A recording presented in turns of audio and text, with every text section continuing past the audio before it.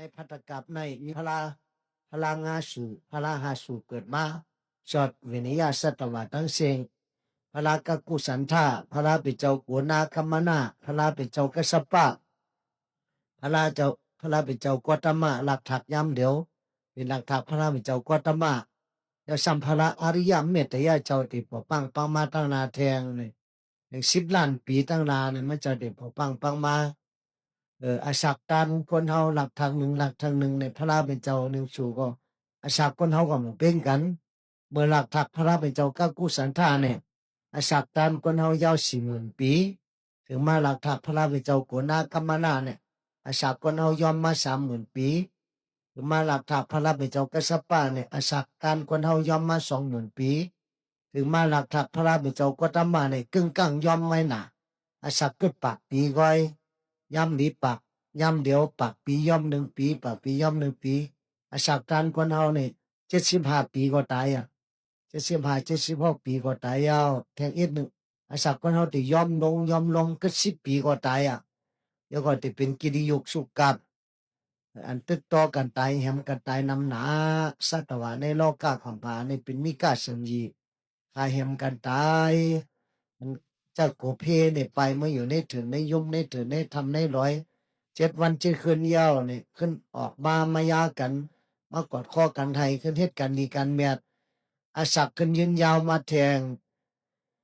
อาศักยืนยาวมาแทงปากปี2 ปากปี4 5 6 7 ปากปีถึงอาศักเฮงปี2 เฮง4 เฮง5 เฮง ปีถึงมาอาศัก10,000 ปี20,000 30,000 4 5 6 7 10,000 ปีถึง100,000 ปีพอ100,000 ปีเลยๆยาวเนี่ยเป็นอสังขยาเมื่อเราอาศักคนเฮาเนี่ยยอมมา100,000 ปีเมื่อเราเนี่ยพระเป็นเจ้าอริยเมตยาเจ้าติปปังมาในเมืองเกตุมติราชธานีเมืองปาลาณสีนะติแดกไล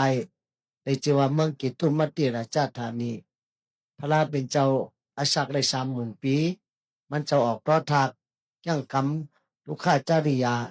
ปังปันได้7 วันเป็นเจ้าพระดีงามยาวเนี่ยก็ฮอตลาสัจจาในเวนิยาสัตวะทั้งสิ้นอาศักด้านอาศักต่อพระเป็นเจ้าอริยเมตเตในที่ยืนยาว80,000 ปีอาศักยืนยาว80,000 ปีเนี่ยก็ติเข้าสู่ปรินิพพานกว่ายาวปรินิพพานกว่าเนี่ยก็ไม่ศาสนาในวันนี้ขึ้น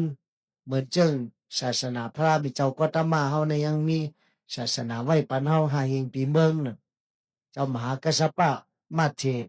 ต้องปันไว้5 เฮง ปีเมืองย่ำเดียวศาสนาจำติเสียงยาวคือแทง2 เฮง 4 ปากหรืออีกหนึ่งก็ติเสียงยาวว่าศาสนาเสียงเขาถือหืออ้อมจังใจอยากจะปึงสังยาว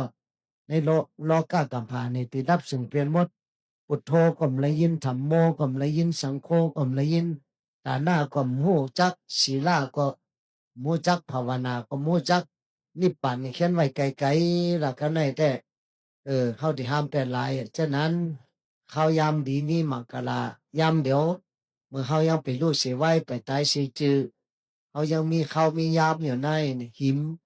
เอาเขายามมันมีกามมีขันในคัดเจอสายเฮียงลันกันตันเจ้ายับตัดหัดหานเหตุการณ์ตาหน้าเหตุการณ์ศีลาเหตุการณ์ภาวนามีนำก็ดูนำมีเกก็ดูเกเพราะไว้เจตนาดีๆนี่เขาดูเอ็ดว่าอะไรก็สวนนำอ้อมไว้เจตนาดีมีเครื่องดูโคตันสูงประดัน100 2 เบิ้งเอาก็สูงมันได้ตันเม็ดงาก็แล้วในซ้ำหลุดย่างกำศีลกำธรรมศีล5ศีล 8ศีล 10ศีลไผศีลมันย่างกำศีลธรรมตาลาไปปาศีลธรรมเงื่องเวอวสากเปิ้นตายอย่าลักโคของหลายเปิ้นอย่าปองกดนอนค้างอย่าแป้นแลนหมากอย่าแป้นแลนหมากอย่าด่าอย่าท่าเปิ้นอย่าพิษอย่าเสาทรงพงจ้าเปิ้นกำหังมีอย่าแม่เสอกำหังอย่าแม่เอากำดีเขาหูเพิ่มจ้ากำจ้าเขาเพิ่มดี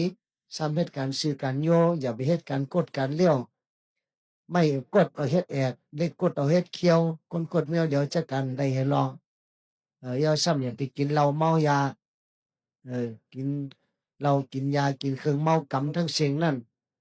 เป็นชีวิตเป็นยาเป็นผู้จะได้ก็บ่ได้กินนำมันจะเป็นยอกะปันตั้งทุกข้าเฮา อยู่ตึกยินกินข้าวกินน้ำเนนอยู่ได้อาศักดีๆงามๆมองอยู่มองกินมีศีลมีธรรมตามจังหวัดนี่ป่านพร้อมมีศีลมี